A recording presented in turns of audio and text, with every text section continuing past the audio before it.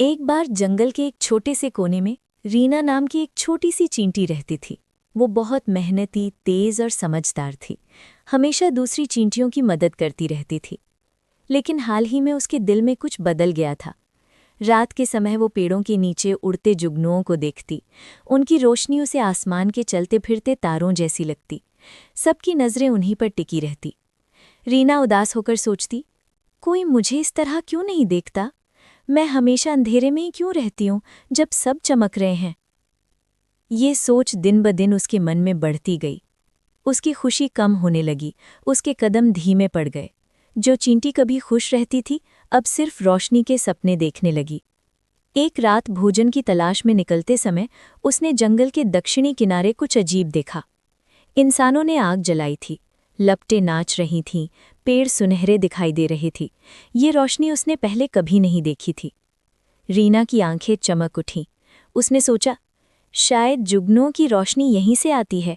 अगर मैं इस आग का एक छोटा सा टुकड़ा ले आऊं तो मैं भी अंधेरे में नहीं रहूंगी। जब इंसान चले गए तो रीना धीरे धीरे आग के पास पहुंची। एक जलता हुआ अंगारा हवा से उड़कर बाहर गिर चुका था। वो लाल नारंगी था, जैसे छोटा सा सूरज। एक सूखी लकड़ी की मदद से उसने उसे धकेलना शुरू किया।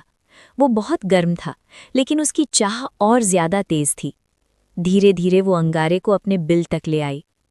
उसका दिल खुशी से धड़क रहा था। अब सब मुझे देखेंगे, अब मैं भी खास बन जाऊंगी।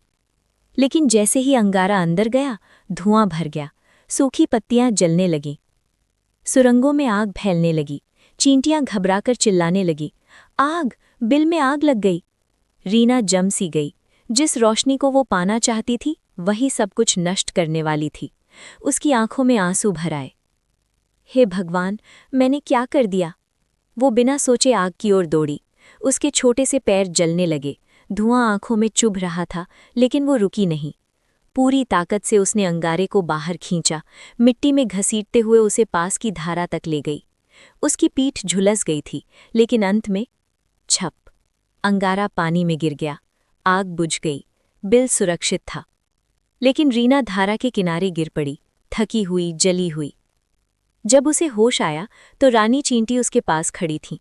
रानी ने कहा, तुमने हम सबकी जान बचाई। रीना ने शर्म से सिर झुका लिया। नहीं रानी माँ, आग मैं ही लाई थी, मैं बस चमकना चाहती थी। रानी ने मुस्कुराकर कहा, तुम सच में चमकी हो रीना, आग से नहीं, हिम्मत से। कुछ दिनों बाद चींटियों ने धारा के पास अपना नया घर बनाया। रात में पानी हल्के हल्के चमकता था। नीचे पड़ा पुराना अंगारा अब भी सुनहरी झलक देता था। रानी ने उसकी ओर इशारा करते हुए कहा, आज से इसे रीना सूरज वाहक के नाम से याद किया जाएगा। और जब भी कोई खुद को छोटा या अनदेखा महसूस करेगा, वो इस चमकते पानी को देखेगा और कहेगा, जो सूरज चुराने चला था वही उसका उजाला बन गया। उस दिन के बाद रीना को जुगनुओं से ईर्ष्या नहीं रही। उसे समझ आ गया कि सच्ची रोशनी किसी से छीनने से नहीं, बांटने से मिलती है।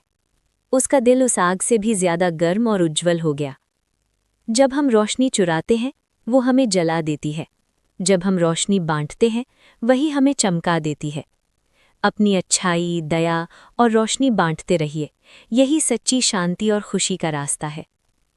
अगर इस कहानी ने आपके दिल को छुआ, आपको थोड़ी सी शांति या नई दिशा दी, तो कृपया वीडियो को लाइक करें, अपनी सोच कमेंट में ज़रूर लिखें और ऐसे ही जीवन बदल देने वाले ज्ञान के लिए चैनल को सब्सक्राइब करें। आपका एक छोटा सा समर्थन हमारी इस बड़ी यात्रा को आगे बढ़ाता है। मिलते हैं अगले वीडियो में। जय श्री कृष्ण।